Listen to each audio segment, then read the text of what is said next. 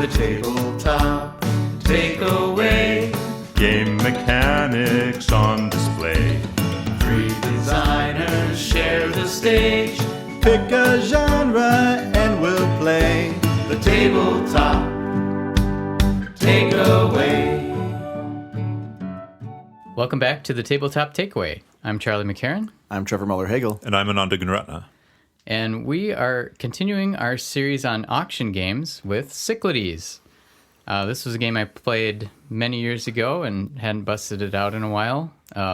This game has a very cool style of auction that actually expands into a bigger game. Last week we played No Thanks, and that was a very simple kind of auction game with just number cards. And Cyclades is like, all right, we are auctioning off actions that you can do on this bigger strategic board. So essentially, you're bidding on actions like military action of improving your army and attacking other islands. So imagine it's, I guess, the Greek islands. And thematically, these actions are like tied to giving offerings to the gods. Right. Yep. So that one is Ares. Yep. And then you have Poseidon, who lets you build ships and move your ships around. And those two actions really tie together because you need ships to be able to move your armies to other islands. And then there's two others. There's Zeus, which basically gives you discounts on future times you're bidding on these gods. And then what's left? Athena. Who it's like victory points, kind useless philosophers. Useless philosophers, but they help you build metropolises. If left unchecked, they can win the game. Yes. So yeah, metropolises are how you win the game, which is essentially you have kind of bid on each of the gods enough to build up a city. Yeah, the gods have different buildings, and when you collect a set of 4, you get a metropolis. Yeah. But the interesting thing is, so you can build up and get a metropolis, or you could just take over someone else's metropolis. So there's multiple paths to victory, and it's very dynamic how the whole thing works. Another big piece of it is there's different monsters that come out, like... what did we have? Classical Greek myths. Yep. Minotaur. Yeah. Like a kraken that eats your ships. Yeah. And there's like a harpy that kills a troop, and there's like a siren that converts a ship. Yeah. Yep. And lots of fun stuff. Interestingly, since we're talking about auctions, there's actually kind of 2 auctions in this game. There's the main one, which is, let's describe how that works. So there's the gods' powers that you can bid on. There's a track of how much you want to bid on it, and I put my token out on 2 for Ares or something, and then Trevor comes along and he's outbids me. I'm gonna say 3, and then I instantly have to move mine to another god. I can't rebid on the same one. So then I move to another god, and then Ananda would come along. Maybe he outbids me, and then I could go back and bid on that. And then in these kind of games that use that, there's usually an option that is not quite as exciting that someone will eventually have to go to. Who is Apollo? And just gets you money to bid more in the future. And increases your future income. That's true. Unless that future income is taken from you. So yeah, it's not that bad. Yeah. We'll get to what happened in our play, but the general idea what that makes that auction style interesting and work is that everyone's going to get something. One of the, in our case, in a 3-player game, 3 different things. Mm-hmm. But it becomes really tense in this game because it's like I was saying, you have to make sure you get ships in order to actually get across to another person's island, but there's ways they can mess with that with the monsters. Right. You need all the actions, but you can only get one at a time, and you have to bid on them. Yep. So, what do you guys think of this? I think in addition with you not only get the action, but you also have to have money left over to do additional stuff with that god power. Right, because it also costs money to do so you're like, I have 9 money. I don't want to bid all 9 on the action because you want to have leftovers. Like if you're doing Ares, you want to be able to invade, which costs some money, and as long as you have a ship there, and then you want to get more soldiers maybe, which each one costs progressively 1 more coin.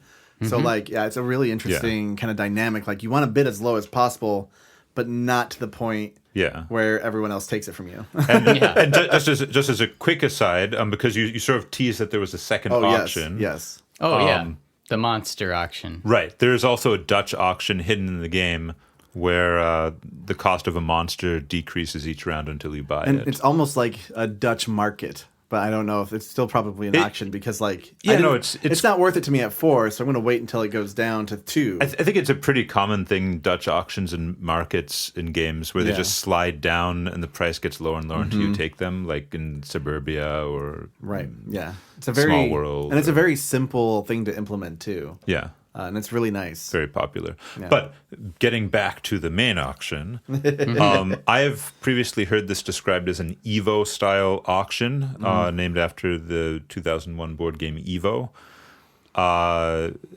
which basically just describes an auction where when you're outbid, you have to go out and bid on something else immediately.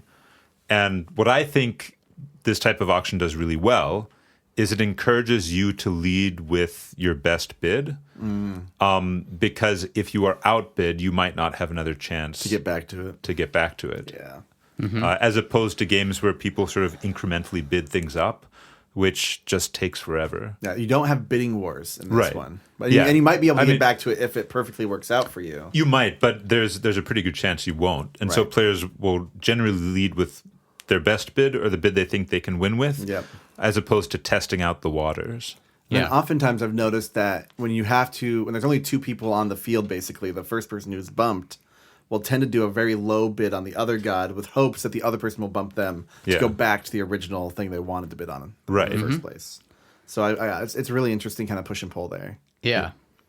And my game group was playing this game a lot and the game Stockpile a lot, which both have that Evo style bid where you have to move on and everyone will get something. The interesting thing in Stockpile is you're setting beforehand. Each person sets which there's like basically 4 or however many players empty slots where you're putting stocks face up and face down. Okay. And then so as a group you've set what's there, but you don't know exactly, and you're watching what people bid on each of these things. And that one is just a slight variant on it where you don't rebid right away.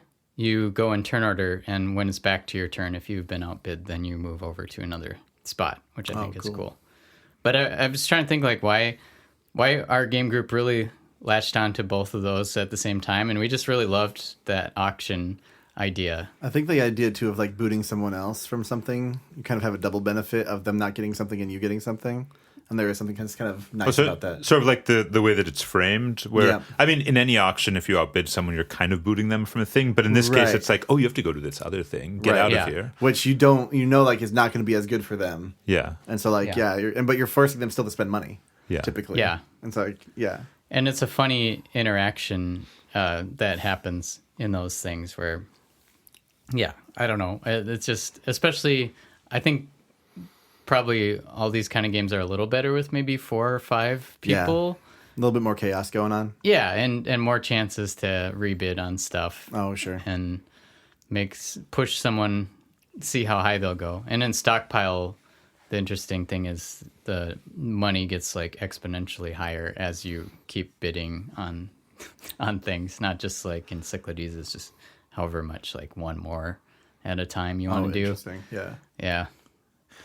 I think one of the things that makes the auction in this game work so well is that the actions are so both radically different and also all necessary. Because I feel like in a lot of auction games, the things that you're bidding on are kind of interchangeable. Yeah. You care what you get. Some of them are better for you than others, but they're not that different. Sure. It's more a quality of, am I overpaying? Am I underpaying? In this game, you need all of the gods. You can't really win if you don't get the favor of every god. I mean, I guess you Unless could. you're really good at murder. Yeah, and I realized that this time playing, they have also extra incentivizes it by you have to build 4 different building types, Yeah. which you Yeah. can only gain by winning an auction in each of the 4. Or by capturing Or them. by capturing other people, once again. Yes. I mean, you could just take Athena and get 4 philosophers also. That's another way to get a building. Yeah. But you're probably going to get invaded if you do that. Yeah, turns out. But yeah, so it does a really good job of making you care about all the different actions. Yeah. Mm-hmm. And you need to win the different bits. The question is just when, not if. Yeah. Well, and I'm realizing too that this game has a good amount of foreshadowing as well. Yes. Because of Poseidon, you need to get boats to go to a place, and then you need Ares. Yes. So people have a chance to actually respond to someone who's going to invade them. That is a really good point. And I think in an auction game, that makes a really interesting dynamic of when you put all your money into something, and you might do a hate draft or a hate bid in order to prevent someone from invading you, even though you can't do much with it. Mm-hmm. Yeah. You want to hold on to your island or whatever it is. Mm-hmm. Yeah, that's a really good point because there are several actions you need to set up an invasion, but Yep. you can only do them one at a time. Exactly. You can't. Yeah. And but in this game, I appreciate and also hate that the monsters can mess with everything. Mess with everything. Like there's almost everything you can think of. There's a monster that will do that. Yeah. But it makes it interesting because even though I was had no hope for winning, but it was still interesting because at the end I thought, maybe I could use this monster power if Ananda doesn't notice that maybe I could take over an island, regardless of not winning one of the I noticed. bids. Ananda noticed Spoiler. everything. I think my somewhat negative takeaway this time, though. Uh-oh. Oh no. Well, no, I think it's a useful takeaway. Yeah.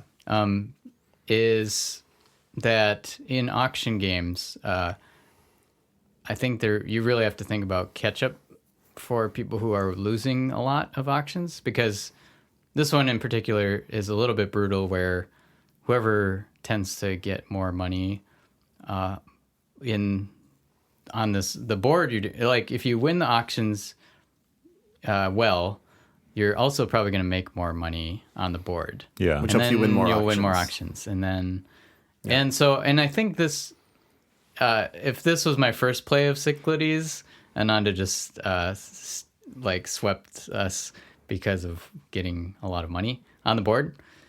But in 4-player, 5-player, I think it self-balances a little more where whoever's in the lead is fighting on multiple fronts from multiple people. And you have most of the gods available then. And because we only had 2 gods available for a 3-player game. That were like the variable ones. We always had Apollo. Yeah. But yeah, we only had 2 that would switch. And so I think the other ones you'd end up with more consistency or more consistently being able to get like Ares or Poseidon, where we were kind of hamstrung trying to expand. And then if Ananda could just win those outright, it made it tougher for us. Yeah. Not seeing the value of Ares in the first turn, because I think you did that very first turn and got an extra 2 income compared to both of us. Yeah. And I think that really helped.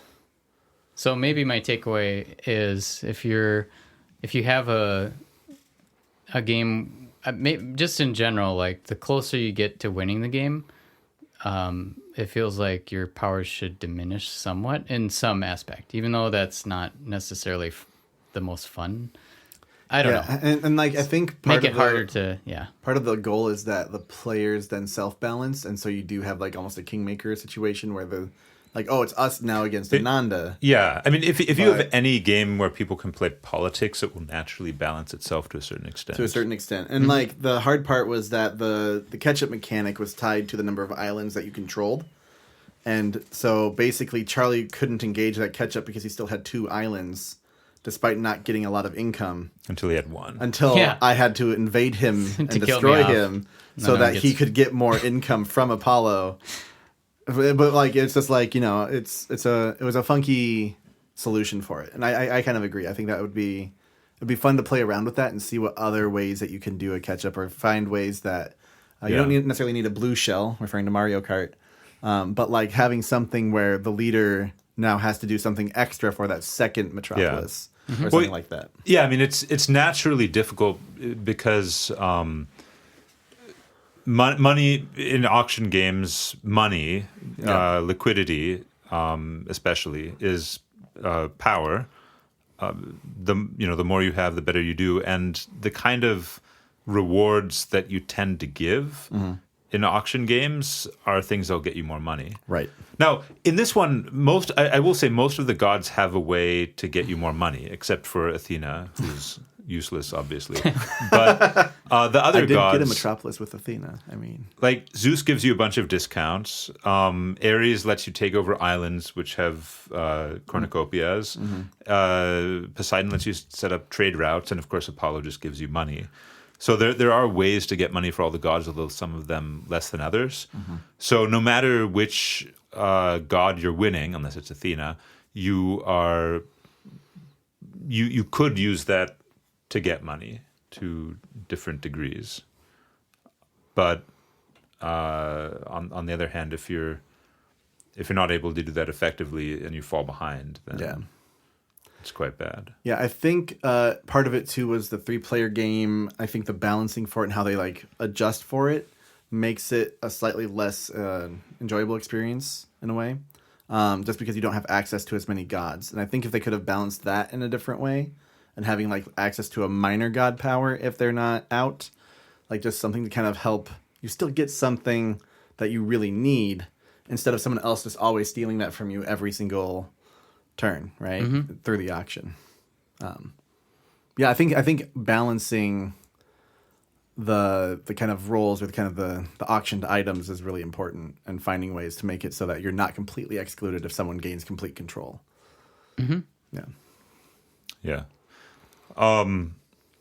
So one thing I noticed, I've mentioned Athena a few times because one of the interesting things about the game is that one of the actions you can draft, in my opinion, Athena, is quite boring. Yeah.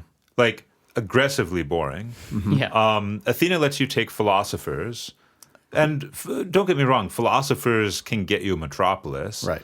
But they're not fun. They don't have a mechanic beyond that. Yeah, it's just collect 4 and you get a metropolis. Yep. It's very and even the building that it makes does nothing. The building does nothing. Every other building does something. Athena completely lacks side effects. Yeah. With all of her things, and actually, I think this is okay. I think this might even be my takeaway. You've got here 4 fairly exciting choices. Even Apollo's kind of exciting because you get to boost your income. Yep. Which is like, okay, well, I didn't do great this time, but next round I'm going to be getting more money, so I'm going to make a comeback. And I didn't pay for anything this round, so I'm going to be able to buy some monsters. Yep. Athena is not exciting, but because it is an auction game, that is fine. I'm not saying that you want to have an option that's just bad. Right. Athena is not a bad option. Right. It's just not an exciting option. But that's okay because, first of all, that means sometimes you can get Athena really cheap, and players love getting things cheap. That's true. Especially when they have no money. Yes. Yep. The cheapness, the discount is the exciting thing in that case. And, of course, Athena is also supported by the monsters, right? Like, you can get Athena and buy the monsters. And the god that you get also determines your turn order. So sometimes Athena will be first. And that will be really important to get the monster you want. Right, that's true. But, yeah, basically... Yeah. Oh, well, go ahead. I just to summarize my takeaway, I think it's okay to have options that are good but boring in auction games, because the auction will naturally make that more interesting, and it gives you. It means you have to think a little bit less, because like if you take Athena, there's not that much to think about. Right. Yeah. And I just realized Athena is really the only game timer, because you wouldn't have to necessarily build buildings. And if no one else built buildings for the entire game, they would someone has to take Athena, They have to take a philosopher, and therefore, eventually, There will they'll be someone build up with 4. and they'll have to build a metropolis. That is almost true, except that you are not technically required to bid on Athena. You could just everyone Just could go to Apollo? Everyone could go to Apollo, but it is extremely likely someone will go to Athena. Yeah, because Right. it's an easy way. And even Athena's power of building up and getting 4 feels good. Like, Yeah. I was close. I did Trevor it. did it. Yeah. Then I didn't know what any of the buildings did. So the metropolis is the combination of all 4 buildings. So obviously Athena's building does nothing, but the other 3 do something. And so suddenly I had like, oh, this place has now 3 buildings that I Yeah. get to use. Yeah, that's So fun. that was actually a little exciting for me, and I didn't expect that. The university, Athena's building, becomes very exciting when you're one away from Metropolis. Yeah. Yeah. Yeah, that's very true. Yep. Yeah.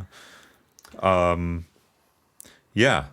I did not do a takeaway. What's So my takeaway is that you can have multiple auctions in one game.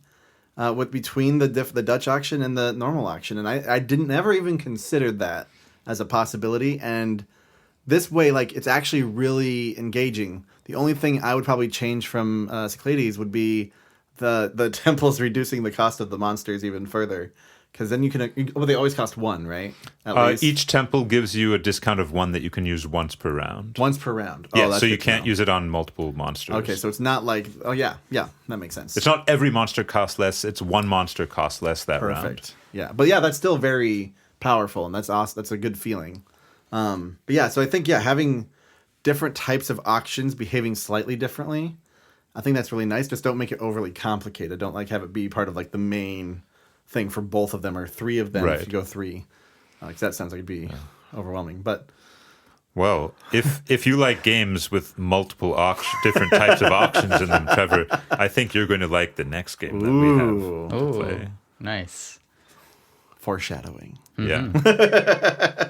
Well, do we want to reveal what it is for? Sure. It's Indonesia. Cool. Well, we look forward to that next time. Hey, thanks for listening to The Tabletop Takeaway. This podcast is made possible by listeners like you. So please tell your friends and visit our website at thetabletoptakeaway.com, where you can suggest games and mechanics for us to cover next on the show.